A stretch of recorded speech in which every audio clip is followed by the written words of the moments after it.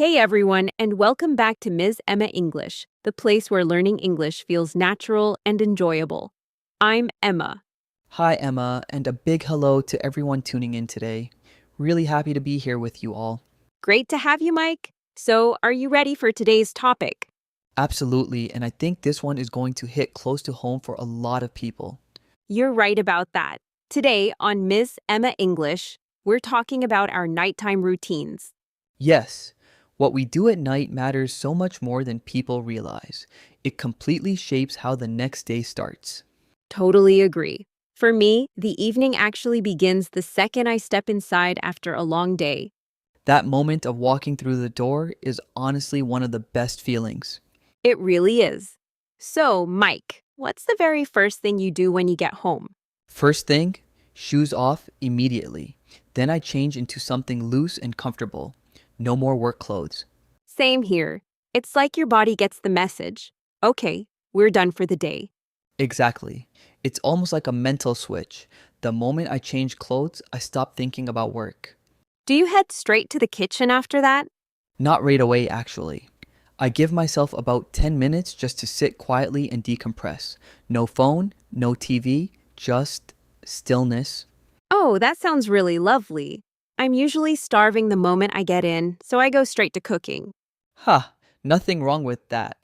Food is a huge part of the evening for most people. It is. I tend to keep dinner simple, maybe a warm soup or a light salad, something that doesn't take too long but still feels nourishing.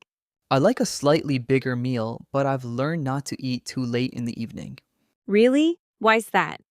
Do you think the timing affects your sleep? 100%. If I eat a heavy meal around 9 at night, my stomach is basically running a marathon while I'm trying to sleep. It keeps me up. That makes a lot of sense. I usually try to finish dinner around 7, then tidy up the kitchen before I do anything else. Smart move. Waking up to a clean kitchen the next morning is such a good feeling. It takes so much stress out of the morning. Exactly. Once the chores are done, that's when I finally get to enjoy some real personal time. That's the part I look forward to most. So, what does your wind down time actually look like? Honestly, I'm gonna be real here. I usually end up on my phone for way longer than I plan. Oh, we've all been there. You say 5 minutes, and suddenly an hour has disappeared. Exactly. I'll start looking at travel reels or cute animal videos, and then, wait, it's midnight? The scroll trap. It gets everyone. We even have a word for it now. Doom scrolling. It's such an easy habit to fall into, but I always feel more drained afterward, not more rested. That's because it actually is draining. The blue light your screen gives off sends a signal to your brain that it's still daytime. Wait, really? So your brain doesn't even know it's nighttime? Exactly. It suppresses the sleep hormone, so even if you feel tired, your brain is still wide awake. That explains so much. I've been thinking about leaving my phone in the living room at night. That's one of the best habits I've picked up. I put my phone away by 9, and the difference in my sleep quality has been huge. That sounds tough, but worth it. What do you do with that time instead? Usually reading or putting on some background music, something slow and quiet that helps my mind settle down. I love that. Sometimes I'll watch one episode of a show, but I try to keep it at just one. Just one more episode, the most dangerous phrase of the night. So true. If the show is gripping, forget it. I'm watching 3 episodes and regretting it at 7 a.m. The zombie morning feeling. We've all experienced it. We really have. Sleep is non-negotiable if you want to actually function the next day. Absolutely. Now, do you ever go out in the evenings or are you more of a stay home at night person? I do enjoy going out, maybe once or twice a week. A quiet dinner with friends or a relaxed cafe visit. Same. I love a good evening walk too. When the streets are calmer and the air is cooler, it's genuinely refreshing. It really clears your head.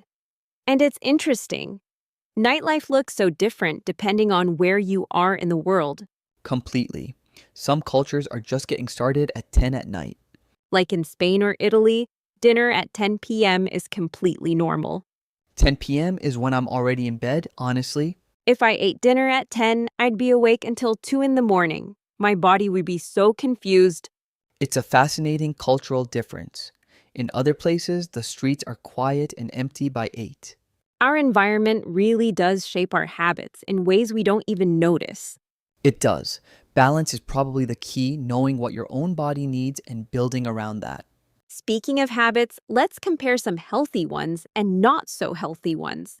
Great idea, a solid healthy habit, herbal tea before bed, chamomile especially. Yes, it's so calming. On the other hand, reaching for chocolate or sugary snacks right before sleep? Guilty as charged. We've all done it, but then you get that little sugar rush right when you're trying to wind down. Your heart speeds up, you feel weirdly alert. Definitely not ideal for drifting off. Another bad habit, replaying everything stressful from the day right as your head hits the pillow. Oh, that one gets me all the time. I start mentally running through tomorrow's to-do list and suddenly I'm wide awake. It's like your brain saves all the worrying for the quietest moment of the day. Exactly. Like a stress party that starts at 11 p.m. Nobody invited it, but here it is. My fix for that is writing things down. If I get my thoughts onto paper, my brain stops holding onto them. That's such a good tip, like offloading your mental tabs. Precisely.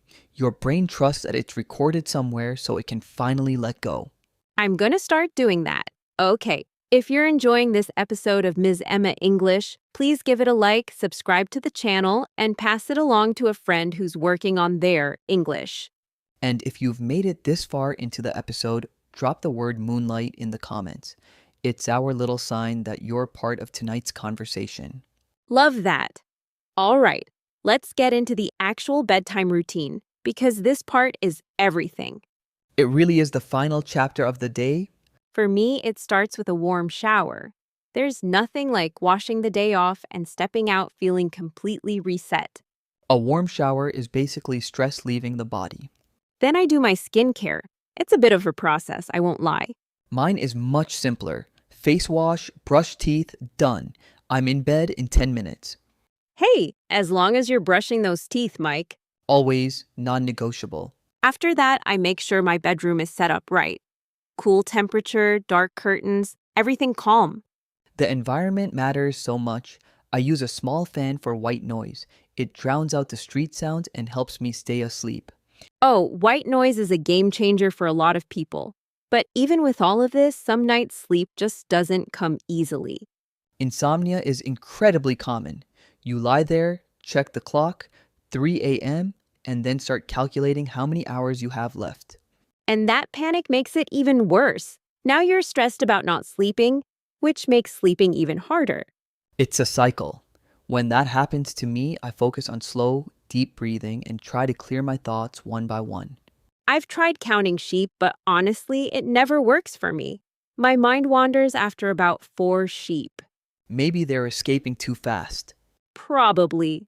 For me, what actually works is gratitude, just pausing and thinking about a few good things from the day.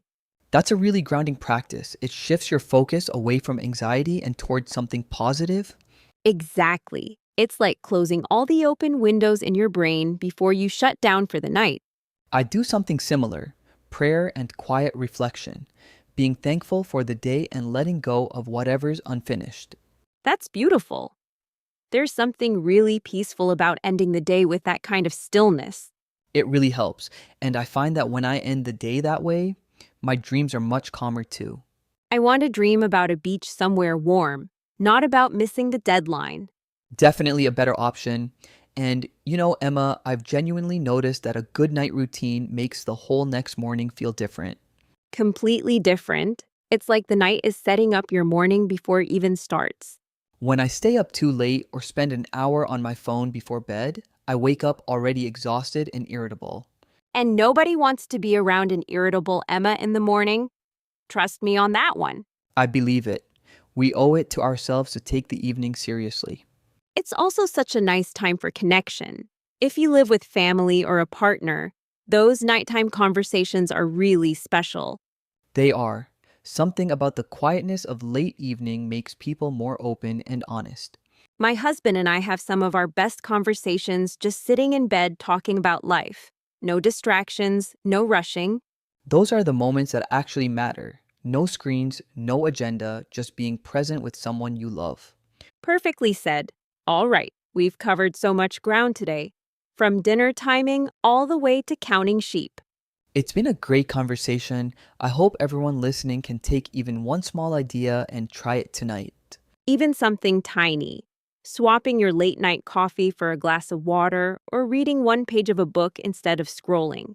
Small changes done consistently are what actually transform your routine over time. Consistency. That's the word of the day. And that goes for your English learning too, by the way. Absolutely, a little bit every single day adds up to something really significant. So tonight, my plan is herbal tea, a few pages of my book, and phone stays in the living room. I'm rooting for you on that last one. You've got this. It's going to be a challenge, but I really want to feel rested tomorrow. You'll notice the difference immediately. There's nothing like waking up actually feeling refreshed. That's the dream. Literally. Waking up with energy and a good attitude for the day ahead. And to everyone listening at Ms. Emma English, we hope your evening tonight is calm, restful, and exactly what you need. Yes, sleep well, take care of yourselves, and remember, every night is a fresh opportunity to reset and recharge. Thank you for spending part of your evening with us. It really means a lot. And before you go, leave us a comment. Tell us one thing you do before bed. We genuinely love hearing about your routines and your cultures. It's honestly one of our favorite parts of running this podcast. Thanks so much for being here with us on Ms. Emma English. Have a wonderful, peaceful night, everyone. Good night, everyone. See you in the next one. Good night. See you soon.